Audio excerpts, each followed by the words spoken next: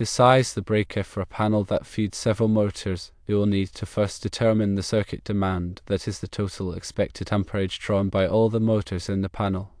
Consider the motor's running current, which is typically specified on the motor nameplate.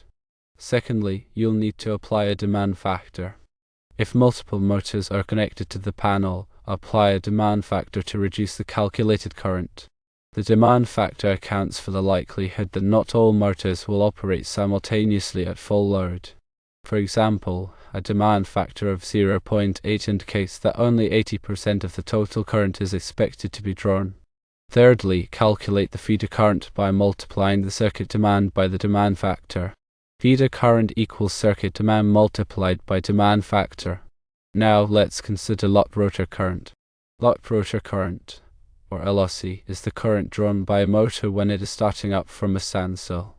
It is typically 5 to 10 times higher than the motor's running current. Locked rotor current does not directly affect the sizing of the breaker that feeds the panel. This is because locked rotor current is only drawn for a brief period during startup and is not sustained. However, the circuit breaker should be rated to withstand the locked rotor current surge without tripping prematurely. Choose a circuit breaker that has an ampacity that is equal to or greater than the feeder current and has an interrupting rating that is sufficient to withstand the locked rotor current surge. Also, check the panel's rating to ensure it can handle the total load.